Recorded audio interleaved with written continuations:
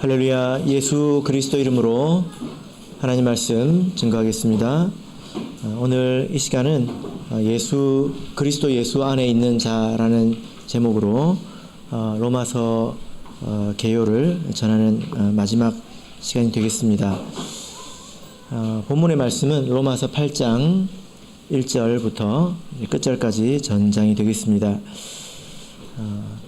우리가 지금까지 복음을 이렇게 배웠는데요. 복음이라고 하는 것은 죄에서 우리를 건져주시는 하나님의 은혜입니다. 이 죄라고 하는 것이 참 피곤하고 그리고 또 무서운 것입니다. 이로 인해서 우리가 하나님과 단절되었고 또 삶의 고통을 초래하고 또 지속적으로 죄에 얽매이게 됩니다. 그리고 결국에는 영벌에 가게 되죠. 그래서 이 죄라고 하는 것은 어떤 과정을 거쳐서 마지막에 결국에는 영원한 벌이라는 결과에 도달하게 됩니다. 구원이라고 하는 것은 이 정반대의 과정이 되겠습니다. 죄로 말미암아서 끊어진 하나님과의 관계가 회복이 되고 그것뿐만이 아니죠. 그리고 우리가 일평생 살아가는 동안에 우리가 얽매였던 것에서 하나하나 자유를 얻어나가는 것, 이것이 또한 구원입니다. 젊었을 때는 얽매인 것이 많이 있지 않습니까? 신앙이 어렸을 때는 그런 것이 많이 있잖아요. 나이가 들어가고 신앙이 성숙해가면서 그런 것들을 하나하나 얻어나가는 것입니다.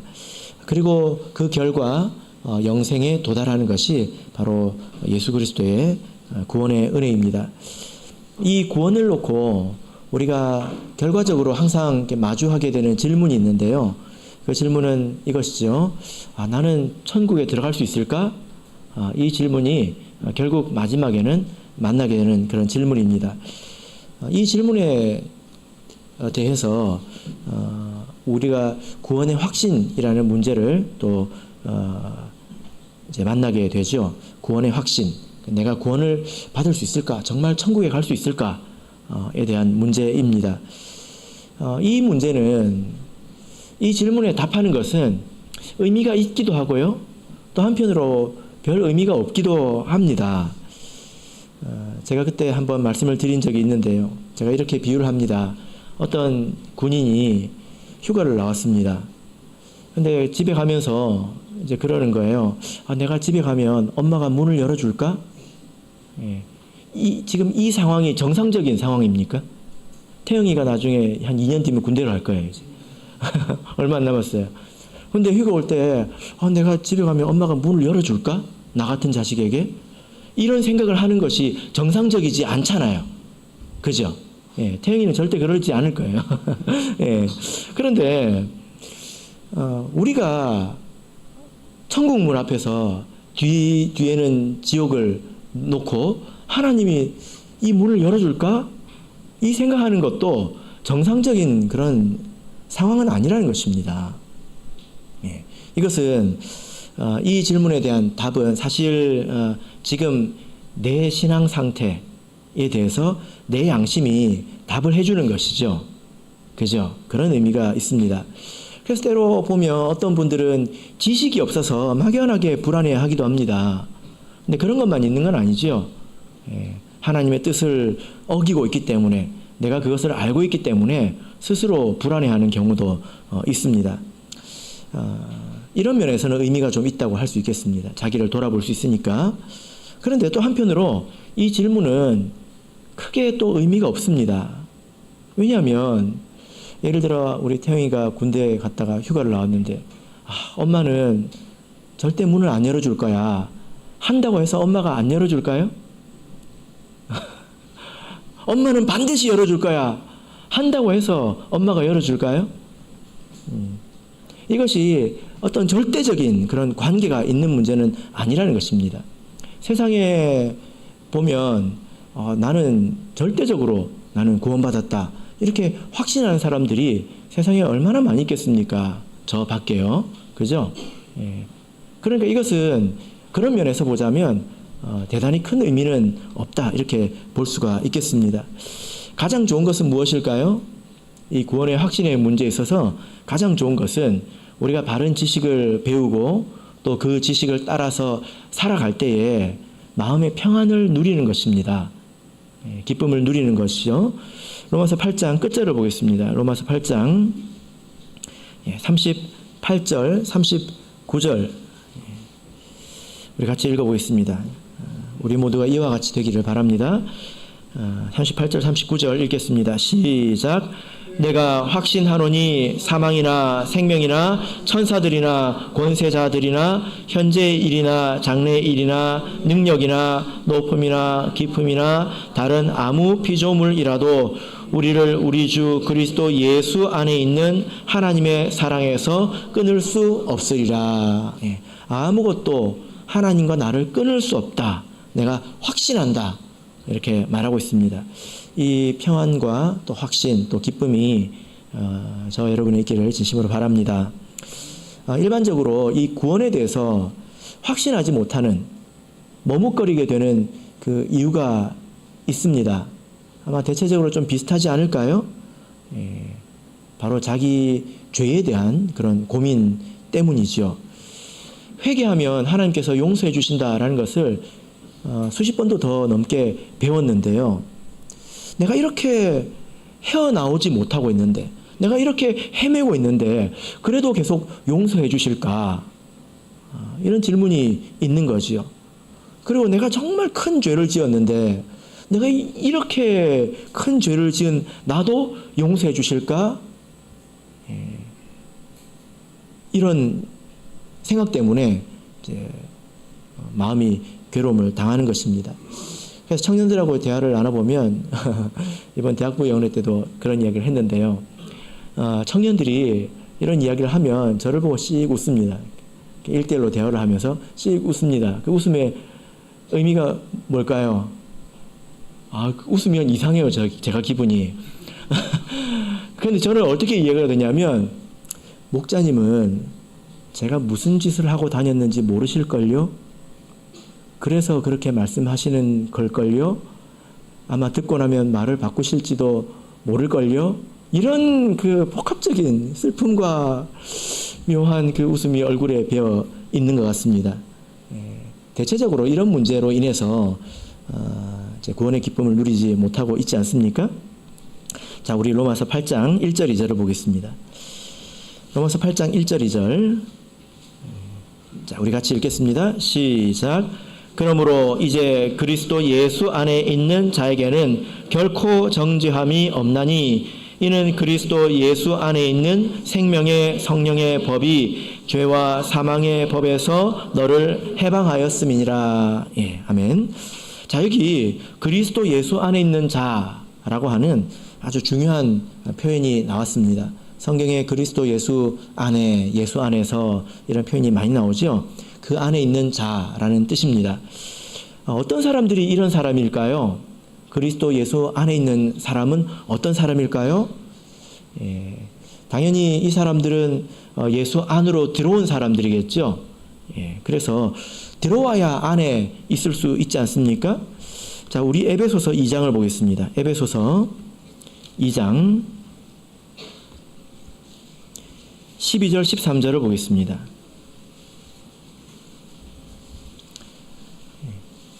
예수 안에 혹은 예수 밖에라는 말은 상징적인 표현이 아니라 실제적인 표현이고 영적인 표현입니다. 에베소서 2장 12절 13절 읽겠습니다. 시작. 그때에 너희는 그리스도 밖에 있었고 이스라엘 나라 밖에 사람이라 약속의 언약들에 대하여 외인이요 세상에서 소망이 없고 하나님도 없는 자이더니 이제는 전에 멀리 있던 너희가 그리스도 예수 안에서 그리스도의 피로 가까워졌느니라. 아멘. 여러분, 이 말씀을 보니까 너희가 원래 그리스도 밖에 있었다 이렇게 말하고 있습니다. 그래서 이스라엘 나라의 밖에 사람이고 약속 밖에 사람이고 세상에 소망도 없고 하나님도 없었다. 근데 이제 예수 안으로 들어왔다 이렇게 말하고 있습니다. 예수 안에서 너희들과 우리가 가까워졌다. 근데 무엇으로 가까워졌다고 말하고 있습니까? 그리스도의 피로. 이 피는 무엇을 말하죠? 바로 세례를 말합니다. 우리가 로마서 6장에서 예수 그리스도와 합하여 세례를 받는다. 이 말은 예수 그리스도 안으로 세례를 받는다라는 의미라는 것을 배웠습니다. 이렇게 안으로 들어온 자들에게는 아주 주요한 혜택이 있습니다. 이렇게 그리스도 예수 안으로 들어온 자들에게 가장 의미 있는 혜택이 무엇일까요? 자, 로마서 8장 1절로 다시 가서 보시면 그리스도 예수 안에 있는 자에게는 결코 정죄함이 없다, 이렇게 말씀을 하고 있습니다. 무엇이 없다고 말하고 있습니까? 정죄함이 없다. 정죄가 무엇이죠? 죄가 없다, 이렇게 말하는 것이 아니라 정죄가 없다, 이렇게 말하고 있습니다. 그러니까 그리스도 예수 안에 있는 자라고 해서 죄를 안 짓는 것이 아니라는 거죠. 그러나 그것을 죄로 정하지 않고 죄로 심판하지 않는다는 것입니다. 그 이유가 2절에 있는데요. 그 이유가 무엇입니까? 그리스도 예수 안에는 생명의 성령의 법이 있기 때문이다. 그리고 죄와 사망의 법에서 너를 해방하였기 때문이다, 이렇게 말하고 있습니다. 이 세상은 둘로 나눌 수 있습니다. 예수님을 기준으로 그 안과 그 밖으로 나눌 수 있습니다. 그래서 이 두 부분으로 나눌 수 있는데, 예수 그리스도 밖에는요 죄와 사망의 법이 지배를 하고 있습니다. 이 죄와 사망의 법이라고 하는 것은 죄를 지으면 사망을 당해야 된다, 죄의 대가를 치러야 된다, 이 말이죠. 죄를 지었으면 당연히 대가를 치러야죠. 이제 그런 법이 예수 그리스도 밖에 있습니다. 그러나 예수 안에는 그 법이 적용되지 않습니다. 어떤 법이 적용됩니까? 생명의 성령의 법입니다. 이것은 죄가 있어도 죄를 죄로 처벌하지 않는 그런 법입니다. 그래서 생명을 주시는 성령의 법이다, 이렇게 말씀을 하고 있습니다. 그러니까 이것이 얼마나 큰 혜택이 되겠습니까? 물론 이 말을 오해하지 말으셔야 되는 것이, 하나님 나라의 백성들, 그리스도 예수 안에 있는 자들을 하나님께서 징계하실 수 있습니다. 그런데 징계가 결코 심판은 아닙니다. 내가 죄를 지었을 때 회초리 몇 대 맞는 것을 심판이라고 말할 수 있을까요? 심판은 하나님께 버림을 받아서 지옥에 가는 거죠. 그런 심판이 없다는 것입니다. 하나님의 진노가 없다는 것입니다. 예수 그리스도 안에 있다는 것이 정말 기쁘고 또 감사한 일이지 않습니까? 혹시 이 이야기를 듣고 에이 그런 게 어딨어, 혹시 이런 생각을 하시는 분이 계시다면 로마서 1장부터 다시 한번 들어보시길 바랍니다. 유튜브 가셔가지고요. 만약에 생명의 성령의 법이 없고 모든 사람이 죄와 사망의 법 아래에 있다면 이 세상에 천국 갈 사람이 있겠습니까? 모든 사람이 죄인인데. 그죠? 그럼 예수 그리스도의 구원은 헛된 것이지요. 그리고 우리는 예수 그리스도를 통해서 예수 그리스도와 합하여 십자가에 못 박혔습니다. 이 말 뜻이 무엇입니까? 이미 처벌을 받았다는 것입니다. 내가 불법 주차를 해가지고 딱지를 5만 원짜리 딱지를 받았는데 나라에서 보내려고 하는데 찾아보니까 그 사람이 죽었어요. 그럼 그 사람한테 벌금 딱지를 보내겠습니까? 보낼 수가 없지요. 우리가 예수님과 합하여서 십자가에서 죽고 심지어 매장되었기 때문에 우리는 이미 죽은 사람이라는 것입니다. 그래서 그 법의 처벌을 받을 수가 없는 거죠. 이미 대가를 치렀기 때문에. 그래서 이 말씀이 맞습니다. 예수 그리스도 안에 있는 자들에게는 결코 정죄함이 없습니다. 그런데 제가 지금 아주 중요한 것을 아직 말씀드리지는 않았습니다. 그게 뭘까요?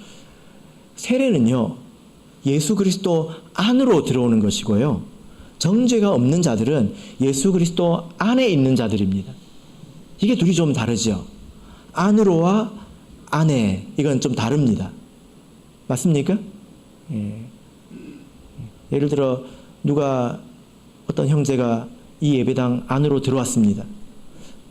그 말이 지금도 여기 있다는 뜻일까요? 들어오지 않았다면 이 안에 있을 수 없겠죠. 그런데 들어왔다고 해서 이 안에 있는 것은 또 아니지 않습니까? 그래서 예수 그리스도의 안으로가 없으면 예수 그리스도 안에도 없습니다. 혀가 꼬이네요. 알아들으시죠? 안으로가 없으면 안에가 없습니다. 그런데 안으로 들어왔다고 해서 안에 있는 것은 아니라는 것입니다. 바꿔 말하자면 세례를 받았다고 해서 모든 사람이 예수 그리스도 안에 있는 자냐? 그렇지 않죠. 여러분 한번 생각해 보십시오. 우리 부산교회에서 세례받은 사람이 몇 명이나 될까요? 전국적으로 이 한국 땅에서 세례를 받은 사람이 몇 명이나 될까요? 그 사람들이 다 지금 예수 그리스도 안에 있다 이렇게 생각이 되십니까? 그게 아니라는 것을 여러분께서도 경험적으로 아실 것입니다. 그러면 어떤 사람이 예수 그리스도 안에 있는 사람이냐? 이것이 중요한 문제가 되겠죠. 그 사람이 정죄가 없는 사람이 되겠습니다. 이 내용을 이제 로마서 8장 3절부터 11절까지 계속 다루고 있는데요.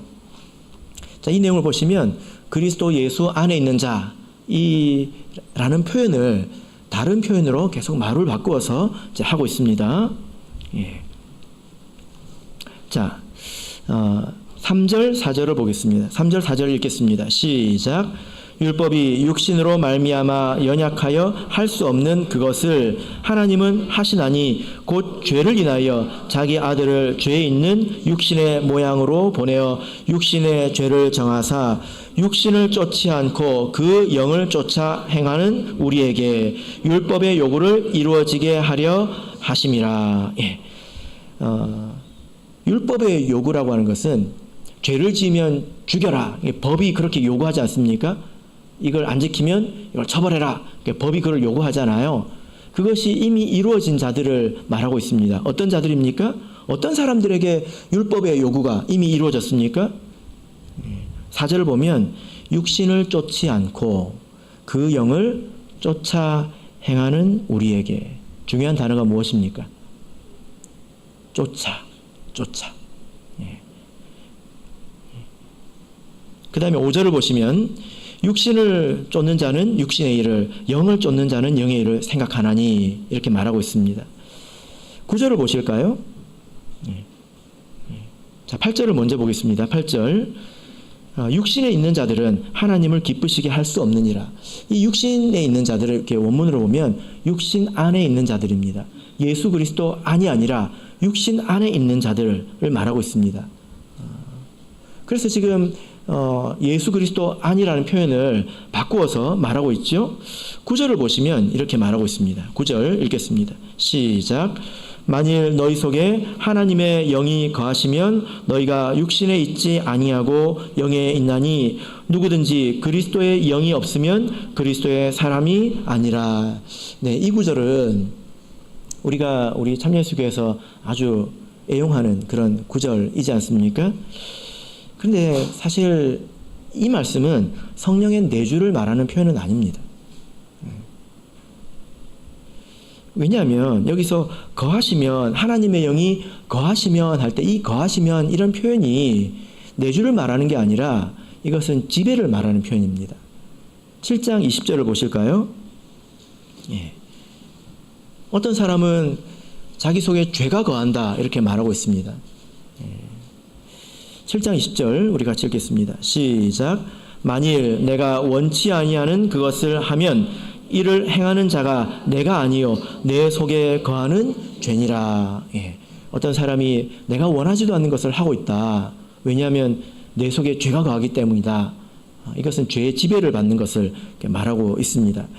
그래서 이 3절부터 11절 그리고 12절부터 13절 4절까지 계속 읽어보시면 어떤 사람이 그리스도 예수 안에 있는 자인가?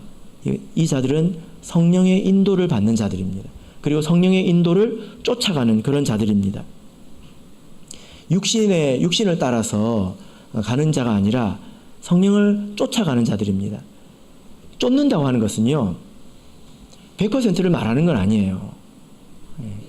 어떤 사람이 열심히 노력해도 시험 쳤는데 30점밖에 못 받을 수 있지 않습니까? 그죠? 예. 그런 것을 말하는 것입니다. 내 마음의 중심에서 무엇을 쫓아가고 있느냐, 무엇을 추구하고 있느냐, 이것을 말하는 것이지 100%를 말하는 건 아니라는 거예요. 자, 그래서 12절부터 14절을 보시면 이제 분명하게 말씀하고 있죠. 그러므로 형제들아 우리가 빚진 자로 돼 육신에게 져서, 여기 져서라는 말은 이기다 지다 그런 표현이 아니라 빚졌다는 것입니다. 우리가 이 육신에게 빚진 게 아니지 않습니까? 여러분, 내가 지금 이 몸뚱아리에게 빚져가지고 일주일에 3번씩 소고기 먹어줘야 되고, 비싼 옷 걸쳐줘야 되고, 내가 그런 게 아니지 않습니까? 내가 이 육신에게 빚진 게 아니라는 것입니다. 그래서 육신대로 살 것이 아니라, 육신을 쫓아서 살 것이 아니라, 너희가 육신대로 살면 반드시 죽을 것이로되. 너희는 누구를 말합니까? 우리 성도를 말합니다. 성도가 아무리 예수 그리스도 이름으로 세례를 받았다 하더라도 육신대로 살아가면 반드시 죽는다고 말하고 있습니다. 육신을 쫓아서 육신밖에 모르고 자기의 정욕을 쫓아서 욕심을 쫓아서 그것만 바라보고 살아간다면 반드시 죽는다고 말하고 있습니다. 그리고 뭐라고 말하고 있습니까? 영으로서 몸의 행실을 죽이면 살 것이다. 14절 우리 같이 읽겠습니다. 시작. 무릇 하나님의 영으로 인도함을 받는 그들은 곧 하나님의 아들이라. 여기서 아주 분명하게 말씀하고 계시죠. 그래서 정리를 해보자면 어떤 사람이 그리스도 예수 안에 있는 자입니까? 세례를 받아야 합니다. 그래서 그리스도 예수 안으로 들어와야 합니다. 그래서 하나가 되어야 합니다. 그리고 그 안에서 하나님의 영의 인도하심을 따라야 합니다. 그것을 쫓아야 합니다. 이 육신을 섬기는 것이 얼마나 허무한 것인지 알고, 또 하나님께서 미워하시는 것을 내가 알고 하나님의 인도하심을 쫓아서 가는 것입니다. 말씀드렸지만요, 처음 시작한 사람이 아무리 열심히 해도 10점도 안 됩니다. 할 줄 아는 것도 없고 아는 것도 없고 그렇지 않습니까? 그러나 하나님은 그걸로 만족하신다는 거예요. 그걸로 충분하다는 것입니다. 그래서 우리가 신앙생활 함에 있어서 아주 중요하고 또 핵심적인 개념은 성령의 인도, 하나님의 인도라는 거지요. 우리가 말씀을 통해서 또 우리 삶을 통해서 하나님이 우리를 인도하신다. 이것을 우리가 알아야 합니다. 그리고 믿어야 합니다. 갓 태어난 아기에게 걸으라고 할까요? 우리 지유한테 걸어봐 할까요? 그리고 나가서 돈 벌어와 할까요? 아니죠. 부모가 자식을 그렇게 이끌지 않습니다. 처음에는 부모가 100% 수용을 하잖아요. 이불에 오줌을 싸도 똥을 싸도 내 자식이지 않습니까? 제가 아직도 기억이 나는데요. 재윤이가 태어나가지고 이렇게 젖을 먹는데 어느 날 한 손으로 젖병을 들고 이렇게 먹더라고요. 얼마나 그게 뿌듯했는지 모릅니다. 와, 역시 우리 아들이다. 한 손으로 그냥 딱 이렇게 먹더라고요.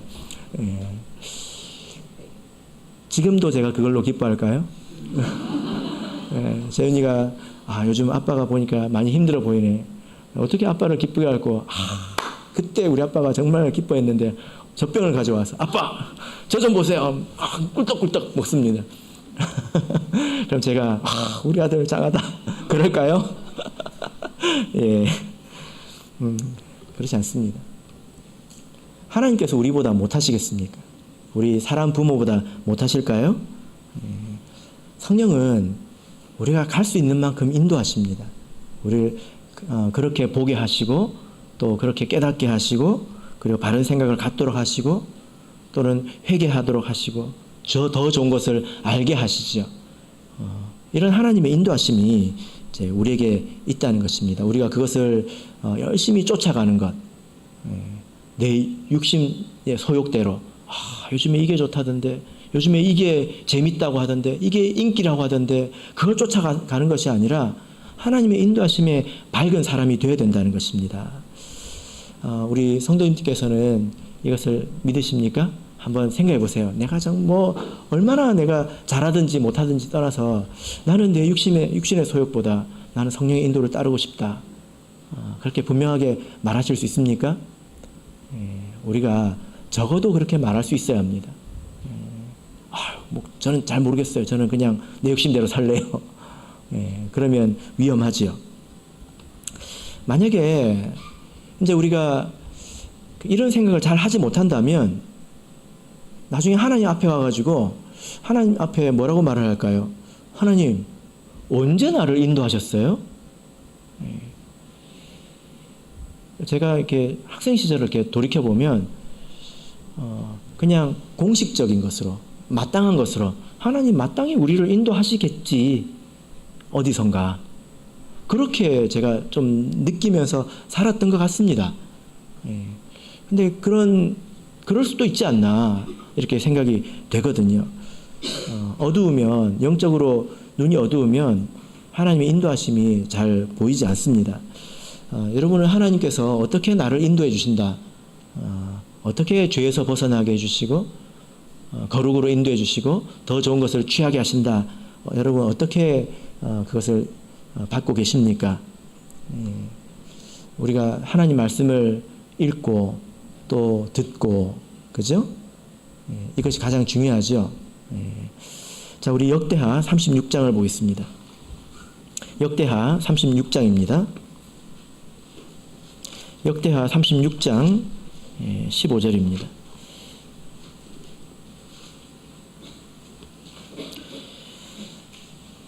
역대하 36장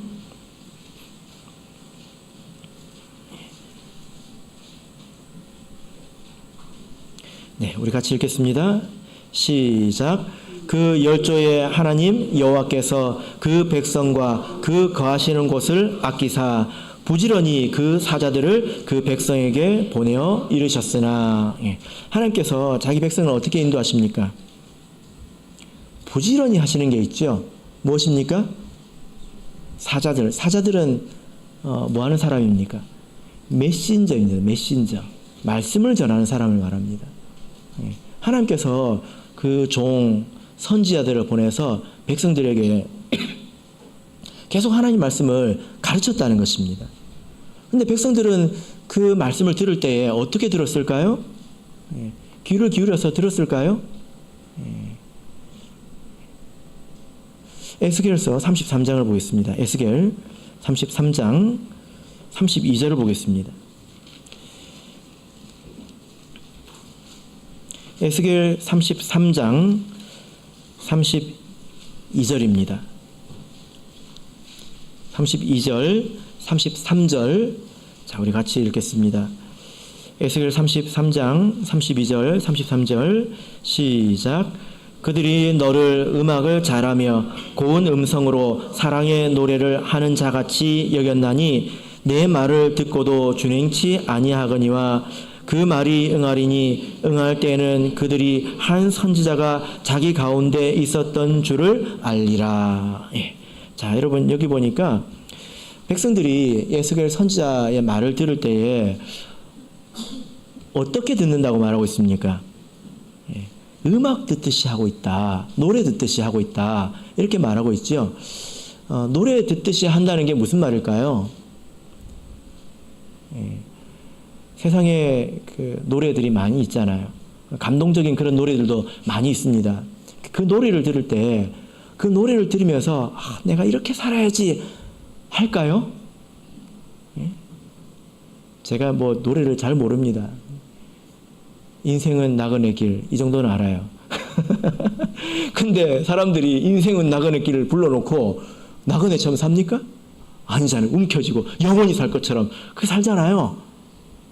그러니까 삶에 대한 부담이 전혀 없이 그냥 달달한 소리로 좋은 음성으로만 들었다는 것입니다.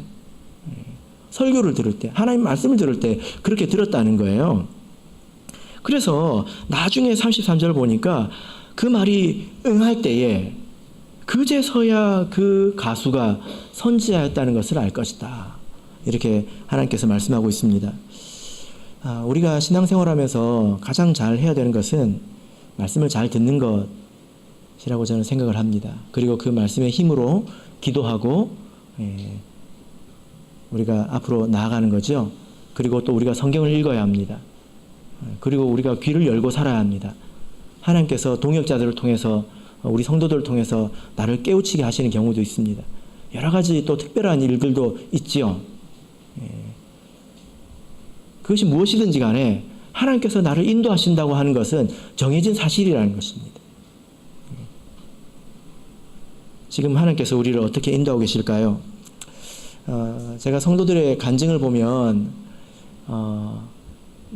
이제 저도 그런 것 같습니다. 참 그 간단한 것을 어렵게 배운다. 생각해 보면 그런 것 같아요.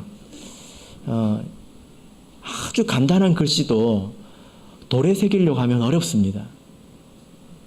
그죠? 아주 간단한 내용도 내 마음에 새겨지려면 그게 참 어렵습니다. 하나님을 사랑하라. 세상을 사랑하지 말고 하나님을 사랑하라. 누가 모르겠습니까? 초등학생들도 다 아는 기본적인 이치잖아요. 근데 이게 왜 이렇게 마음에 안 새겨질까요? 근데 성경을 보면요, 하나님은 제일 잘하는 게 그것입니다. 풀무 도가니는 은을 단련하고 금을 단련하잖아요. 그 막 딱딱한 그 금속을 녹여가지고 거기서 불순물을 제거하지 않습니까? 잠언에 뭐라고 말씀하실까요? 그러나 여호와 우리 하나님께서는 사람의 마음을 연단하신다. 이렇게 말하고 있습니다. 그래서 각 사람의 마음에 불순물이 있는데 끄집어내지 않을 때 어떻게 끄집어내는지 하나님만큼 잘하시는 분이 없다는 거예요. 각 사람들이 다 다르지 않습니까? 은금은 다 불이면, 불 하나면 다 녹아내립니다. 다 불순물이 흘러나옵니다. 사람마다요, 약점이 다릅니다. 그죠? 그래서 하나님은 우리를 인도하실 때에 물론 말씀으로 또 여러 가지 감동으로 우리에게 인도해 주시지만 그러나 하나님께 그것만 있는 게 아니다는 것입니다. 풀무처럼 우리를 단련하시기도 하신다는 거죠. 하나님은 우리를 아주 열심히 인도하시는 분입니다. 그런데 만약에 그런 하나님의 인도하심을, 그 끈질긴 인도하심을 끝까지 뿌리치고 그냥 나는 나대로 가겠다, 귀 막고 나는 나대로 가겠다, 그러면 그 사람이 어떻게 됩니까? 육신 안에 있는 자가 되는 것입니다. 육신 안에 있는 자가 되는 것입니다. 그래서 로마서 8장을 보면요, 그런 사람들은 하나님을 기쁘시게 할 수 없다라고 말하고 있습니다. 그리고 반드시 죽을 것이다. 죄와 사망의 법의 지배를 받는다. 이렇게 말하고 있습니다. 자, 로마서 8장으로 다시 가겠습니다. 로마서 8장 10절 11절 보겠습니다. 로마서 8장 10절 11절입니다. 자, 읽겠습니다. 시작. 또 그리스도께서 너희 안에 계시면 몸은 죄로 인하여 죽은 것이나 영은 의를 인하여 산 것이라. 예수를 죽은 자 가운데서 살리신 이 영이 너희 안에 거하시면 그리스도 예수를 죽은 자 가운데서 살리신 이가 너희 안에 거하시는 그 영으로 말미암아 너희 죽을 몸도 살리시리라. 우리가 이 그리스도 예수 안에 있다면 우리가 영적으로 이제 산 사람이 되는 것이고, 그리고 마지막에 우리가 육체적으로 결국에 죽지 않습니까? 그 죽을 몸도 이제 살리실 것이다. 이렇게 말씀하고 있습니다. 부활의 은총이 우리에게 있다는 거죠. 그래서 핵심은 성령을 쫓는 것입니다. 추구하는 것, 쫓아가는 것입니다. 근데 이런 마음을 가지고 세상을 사는 것이 여러분 어떻습니까? 고단하죠. 그죠? 왜냐하면 점수로 그냥 딱 정해놓으면, 예를 들어 50점 해놓으면 끝이 있잖아요. 어느 만큼만 하면 이제 안심할 수 있지 않습니까?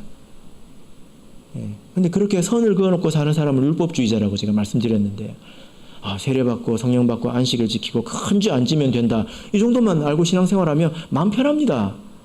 남 좀 미워해도 되고요, 거짓말 좀 해도 되고요. 그건 큰 죄는 아니라고 생각하거든요. 그런데 그런 게 있습니까? 성령을 쫓는다고 하는 것은 성령께서 우리를 인도하신다는 것인데요. 거기는 아주 다양한 것들이 있습니다. 그래서 우리가 이 쫓는다고 하는 것은 끝이 없는 거지 않습니까? 10점짜리가 50점이 됐는데, 옛날에는 우리 아버지가 젖병만 들어도 기뻐하셨는데 이제는 그런 걸로 기뻐하시지 않습니다. 끝이 없다는 거예요. 끝이. 계속 나가야 된다는 것입니다. 그러니까 좀 고단한 일이기도 하지요. 우리가 계속 육신의 이 소욕과 싸운다는 것이 얼마나 어려운 일입니까? 실패할 때는 또 자괴감이 들기도 하잖아요. 그리고 이런 믿음을 가지면 갈수록 세상에서 사는 것이 좀 거북해집니다. 세상 거룩해질수록 세상에서 살아갈 때 괴리감을 느낍니다. 거리감을 느낀다는 거예요. 여러분 그렇지 않습니까? 또 믿음으로 말미암아 생기는 고통도 있습니다. 믿음이 없었을 때는 없었는데 믿음으로 말미암아 생기는 고통도 있습니다. 예를 들어 우리 가족이 믿음이 없을 때 그걸 보면 고통이 있지요. 그건 내가 믿음이 있기 때문입니다. 믿음의 크기만큼 고통도 커집니다. 가족이 믿음이 없는데요. 별로 고통스럽지 않아요. 왜 그럴까요? 내가 믿음이 없는 거거든요. 디모데후서 3장 12절을 보겠습니다. 디모데후서 3장 12절. 디모데후서 3장 12절.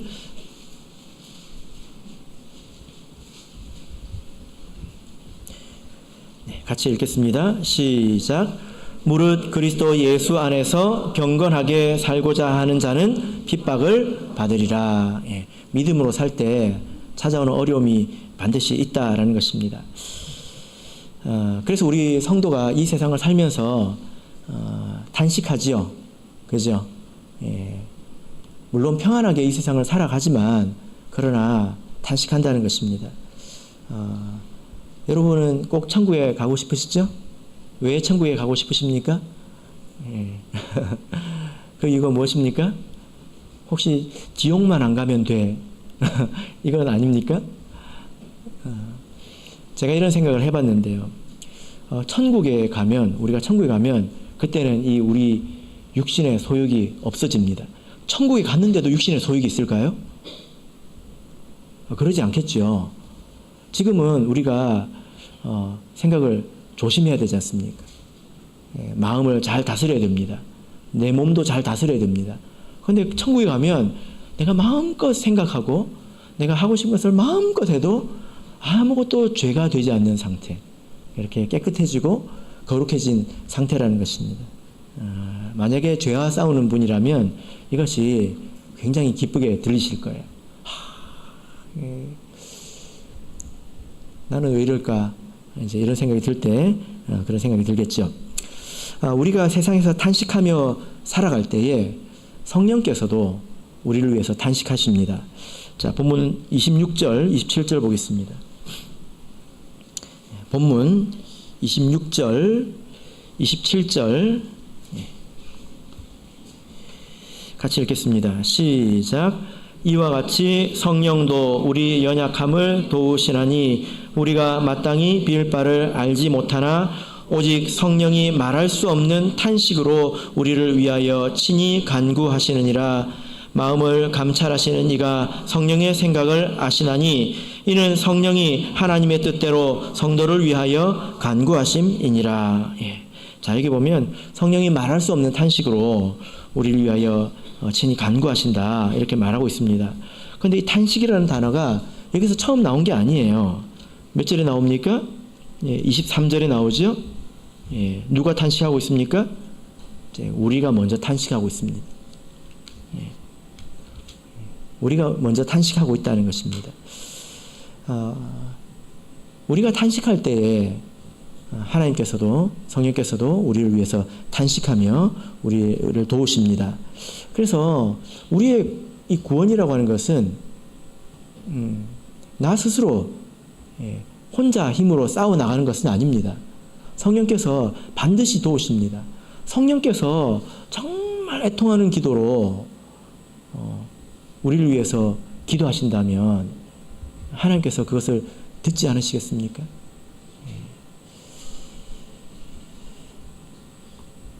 그래서 홀로 싸우는 것이 아니기 때문에 끝까지 힘을 내시길 바랍니다. 마지막으로 이제 한 가지 종합적으로 이제 설명해 드릴 부분이 있는데요. 화면 한번 띄워 주실까요? 네, 지금 그림 보이십니까?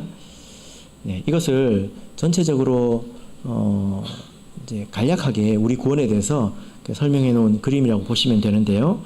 오른쪽을 보시면 이제 검은 부분이 세상이고요. 중간에 어떤 벽이 있지요. 절대로 건너올 수 없습니다. 왼쪽은 무엇입니까? 그리스도 예수 안입니다.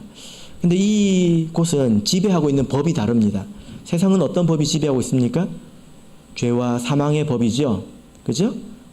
그리고 그리스도 예수 안에는 어떤 법이 있습니까? 생명의 성령의 법입니다. 여러분은 어느 쪽이 좋아요? 오른쪽이 좋아요? 왼쪽이 좋아요? 왼쪽이 좋죠. 오른쪽에 있는 사람은 새까만 색이죠. 왜 그렇습니까? 아직 죄가 있기 때문입니다. 어떻게 예수 그리스도 안으로 들어올 수 있습니까? 세례를 통해서 들어올 수가 있습니다. 그래서 하얀 사람이 됐습니다. 근데 이 안에 있는 것이 전부 끝이 아닙니다. 세례를 받아도 사실 나아진 것은 하나도 없어요. 내 생각, 내 습관, 이런 것들 나아진 것이 하나도 없잖아요. 하나님께서 천국에 사람이 모자라가지고 우리를 구원하시고 택하신 것이 아닙니다. 하나님은 우리를 영화롭게 하기 원하십니다. 성령 안에서 열매 맺기를 원하십니다. 새 생명 안에서 왕노릇하기를 원하십니다. 자기를 지배하고 말씀으로 자기를 다스릴 줄 아는 그런 단단한 사람을 원하신다는 거예요. 근데 이게 하루아침에 안 되지 않습니까? 우리가 스님들처럼 내가 수양을 한다고 해서 되는 게 아니거든요. 마음을 연단하시는 하나님의 은혜가 필요합니다. 성령의 인도하심이 필요합니다. 그래서 우리가 한 걸음 한 걸음 성령의 인도를 쫓아서 이제 점점 이제 올라가고 있죠. 이렇게 변하는 것을 뭐라고 할까요? 보통 성화, 거룩하게 변해간다 이렇게 말하고 있습니다. 그래서 욥을 한번 생각해 보십시오. 우리가 이 성령의 인도하심을 잘 따라간다면 내가 상상지도 못한 그런 신앙의 모습으로 하나님께서 우리를 이끌어 가십니다. 사실 우리의 거룩은 우리가 디자인하는 게 아니에요. 근데 이런 일만 있는 것은 아니지 않습니까? 후퇴하는 일들도 있습니다. 멈추는 일들도 있고요. 만약에 이렇게 자기 욕심을 따라서 후퇴하면 어떻게 될까요? 어떻게 될까요? 회개하지 않고 반복적으로 고집대로 살아간다면 어떤 사람이 회개하지 않고 계속 고집을 부리고 살아간다면 그때 그 사람은 그리스도의 밖에 있는 사람이다. 그렇게 말하지는 않습니다. 너는 죄와 사망의 법 아래 있다. 너는 반드시 죽을 것이다. 그렇게 말하지 않습니다. 여전히 그리스도 예수 안에 있죠. 그러나 성령께서 근심하십니다. 성령께서 근심하신다는 표현이 있죠. 근심하십니다. 그래서 많은 메시지와 또 인생 채찍으로 깨우치게 해 주실 것입니다. 그때 회개하면 괜찮습니다. 돌아오면 괜찮습니다. 그런데요, 여러분, 숙제가 한 번 밀리면 하면 되죠. 두 번 밀리면 곱하기 2가 아니에요. 훨씬 더 많아집니다. 숙제가 1년 밀리면 그 숙제 할 수 있을까요? 1년이 밀리면 하기 힘들어요. 왜 하기 힘들을까요? 내가 그만큼 추락했기 때문입니다. 내 실력이 줄어들었기 때문에 숙제를 할 힘이 부족하다는 거예요. 그러니까 더 힘들어진다는 것입니다. 숙제가 밀리면 해내기 어렵듯이 내가 나중에 어느 정도 되면 회개해야지. 그렇게 될까요? 하나님께서 그렇게 정말 아끼신다면 하나님께서 그렇게 내버려 두시지 않을 것이고요. 거기까지 가지 않을 것입니다. 그리고 그렇게 간다면 정말 회개가 어려울 것입니다. 여기서 하나 이제 볼 수 있는 것은 지금 뒷걸음질 치고 있잖아요. 이것이 죄입니다. 보통 사망에 이르는 죄라는 표현을 쓰는데요. 사망에 이르는 죄라는 것이 특별하게 정해져 있는 것은 아닙니다. 따지고 보자면 모든 죄는 다 사망으로 향합니다. 죄도 비교적 무거운 죄가 있잖아요. 그죠? 죄가 경중을 따지기 힘들다고 하지만 그러나 무거운 죄들도 있습니다. 또 비교적 좀 가벼운 죄들도 있죠. 또 실수 같은 죄들도 있지 않습니까? 이렇게 한번 생각해 보세요. 제가 걸어서 지구를 한 바퀴 돌 수 있을까요? 체력이 부족해서 안 될 것 같죠. 근데 걷는 방식으로 지구를 한 바퀴 돌 수 있을까요? 되죠. 왜 안 됩니까? 그런 것처럼 정말 한 발자국에 해당하는 죄도 계속 반복하면 결국에는 사망으로 도달하게 됩니다. 회개치 않고 계속 가면 그렇게 가게 됩니다. 그런데 모든 죄가 그렇지는 않지요. 어떤 죄는 초음속 제트기를 타고 지구를 도는 것처럼 급격히 사망으로 치닫는 그런 죄들도 있습니다. 이렇게 되면 참 어렵습니다. 어떤 사람이 만약에 이렇게 사망에 이르는 죄를 범했다. 그러면 이스라엘 백성이 홍해를 가르고 나왔는데요. 헤엄쳐가지고 다시 애굽으로 간 거예요. 그럼 이 사람은 이스라엘 사람입니까? 애굽 사람입니까? 뭐라고 말하기가 참 어려운 상황이 되는 것입니다.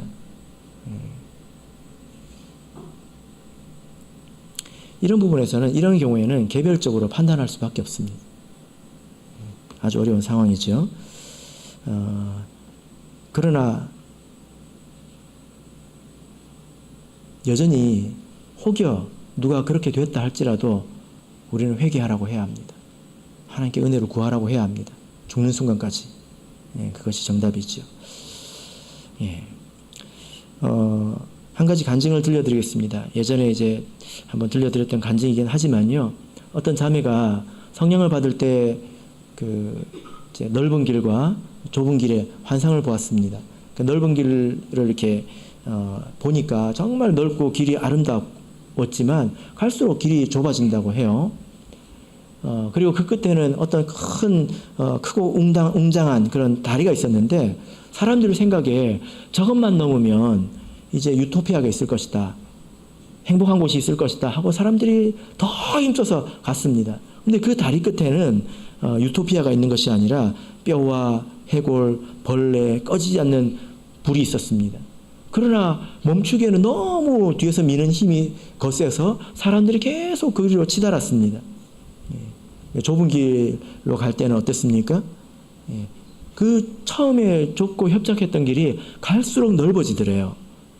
그리고 천사가 와서 예수 그리스도 이름으로 세례를 받았는지 그리고 약속의 성령을 받았는지 이 두 가지를 물었다는 것입니다. 그리고 마지막에 그 간증문 내용을 제가 읽어드릴 텐데요. 마지막에 어떤 사람들이 천국으로 들어갔다는 거예요. 그 마지막 문 앞에 이르러서 세례받고 성령 받고 나서도 천국 문 앞에서 미끄러진 사람도 있다는 것입니다. 그 간증에서는 성령의 열매를 말하고 있는데요. 그 간증문을 제가 읽어드릴게요. 호명된 사람은 천국 문으로 들어갈 수 있었는데 사실 그들은 모두 완전히 잘못이 없는 것은 아니었다. 그러나 생활하면서 항상 반성하고 잘못된 행동을 인정하고 성령의 책망을 들을 때 겸손하고 성령을 의지해 기도하고 회개하여 신앙의 불순물을 제거하여 성령의 열매의 모범을 나타내고 하나님께 영광을 돌리고 사람을 유익하게 함으로 구원을 얻게 된 것이다. 이것을 가지고 행위로 구원을 얻었다고 말할 수 없습니다. 믿음으로 살았다는 것입니다. 믿음으로. 계속 믿음으로 살았다는 것입니다. 그래서 믿음이 구원한 거지요. 호명되지 않은 사람들은 어떤 사람일까요? 비록 성령은 받았지만 성령으로 기도하는 것은 잠깐이고 신앙이 흐리멍텅하여 졸면서 허송세월하고 자기의 잘못을 위해 성령을 의지해 근심하며 깨어 기도하지 않고 죄에 대하여 의에 대하여 심판에 대하여 자기를 책망하지 않고 주님을 향해 진실과 겸손한 회개가 없었다. 그래서 이 사람들은 그 천국문에 들어갈 자격이 없었다. 이렇게 기록하고 있습니다. 육신을 쫓아서 살아갔다는 거죠. 아마도 이제 어떤 분들은 이것이 궁금할 것입니다. 그러면 나는 지금 천국에 가나? 나는 지금 천국에 가나? 이게 얼마나 한편 어리석은 질문인지 제가 말씀을 드릴게요. 흰색이 있고요. 검은색이 있습니다. 이 세상에 흰색은 몇 가지일까요? 한 개밖에 없죠. 노란 흰색도 있고 빨간 흰색도 있습니까? 흰색은 하나밖에 없어요. 검은색은 몇 개가 있습니까? 하나밖에 없죠. 그 사이에 회색은 얼마나 많습니까? 100개, 1000개, 10,000개죠. 그럼 흰색에서 자, 보십니까? 지금 점점 검어지고 있습니다. 점점 지금 검어지고 있어요, 지금. 예.